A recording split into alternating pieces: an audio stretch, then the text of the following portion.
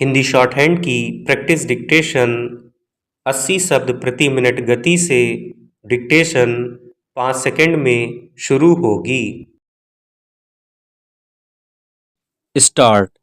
दिल्ली का आसमान जब धुएं और धूल की एक मोटी चादर ओढ़ लेता है तब सांस लेना भी मुश्किल हो जाता है। सूरज सिर्फ धुंधला सा एक धब्बा बनकर रह जाता है। तब हर किसी को बारिश की प्रतीक्षा होती है, एक ऐसी बारिश की जो जहरीले गुबार को धो डाले और हवा को फिर से सांस लेने लायक बना दे।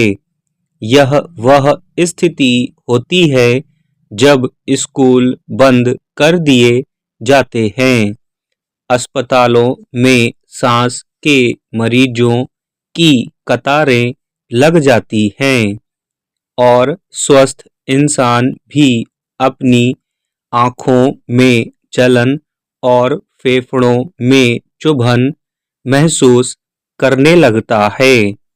मगर जब प्रकृति रूठ जाती है, जब मानसून दूर होता है और पश्चिमी विक्षोभ भी धोखा दे जाता है, तब नजरें उठती हैं विज्ञान की ओर।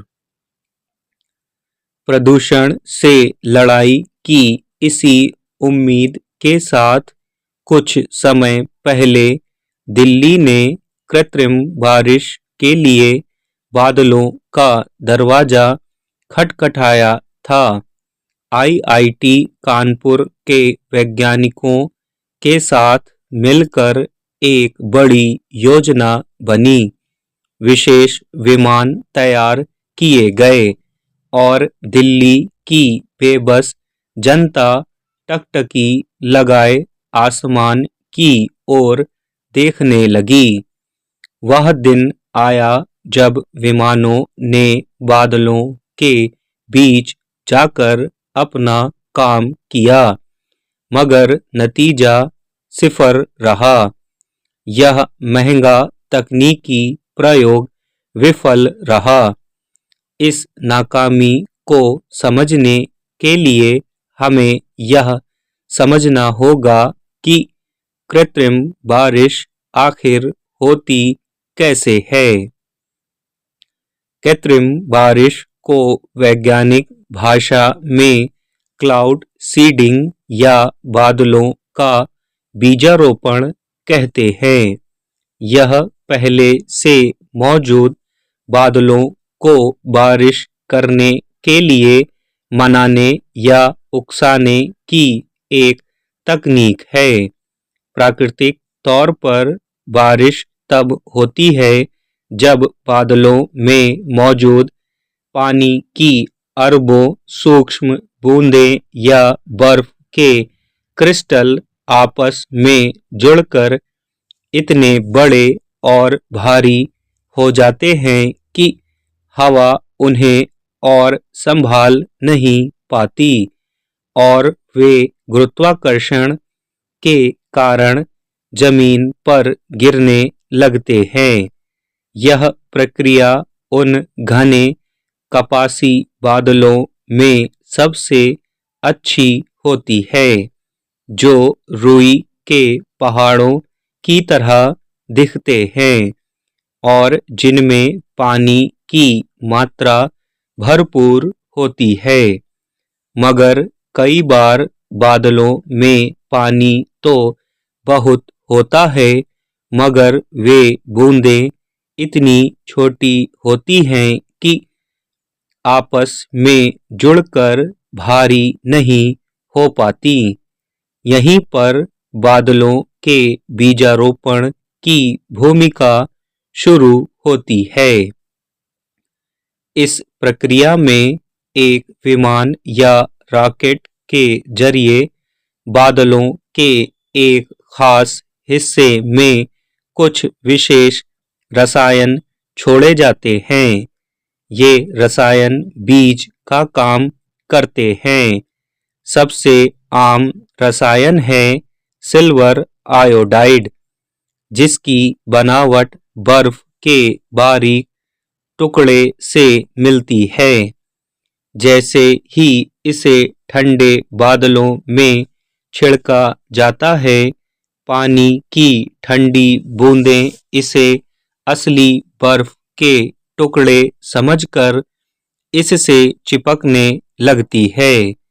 देखते ही देखते यह छोटा सा कण लाखों बूंदों को जोड़कर बर्फ का एक बड़ा क्रिस्टल बन जाता है, जो पिघलकर बारिश की बूंद के रूप में जमीन पर गिरता है। गर्म बादलों के लिए नमक या कैल्शियम क्लोराइड जैसे नमी सोखने वाले कणों का इस्तेमाल होता है, जो हवा से नमी खींचकर बड़ी बूंदों में तब्दील हो जाते हैं। यह तकनीक कोई नई नहीं है।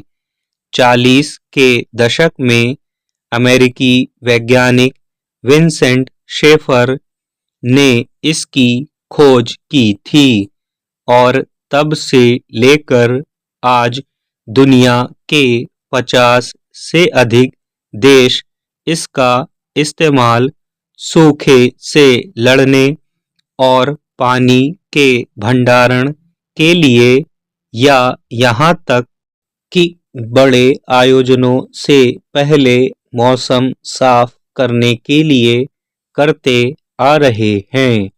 अब सवाल यह है कि यह तकनीक दिल्ली में क्यों नाकाम हो गई? इसका जवाब है नमी। दिल्ली का यह प्रयोग इसलिए विफल नहीं हुआ कि वैज्ञानिकों ने कोई गलती की या विमान ठीक से नहीं उड़े या सिल्वर आयोडाइड ने काम नहीं किया।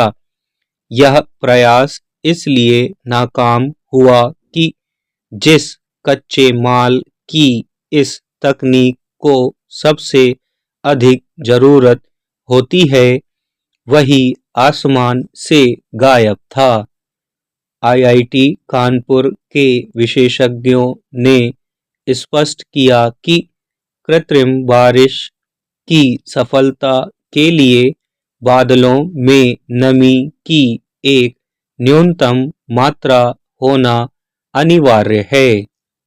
सीधे शब्दों में कहें तो बादल गीले और घने होने चाहिए। वैज्ञानिकों के अनुसार एक सफल बीजारोपण के लिए बादलों में कम से कम 50% या उससे अधिक तरलता होनी चाहिए। मगर दुर्भाग्य से जिस दिन दिल्ली में यह परीक्षण किया गया, उस दिन आसमान में जो बादल मौजूद थे वे बहुत पतले, सूखे और बेजान थे। वे घने कपासी बादल नहीं थे।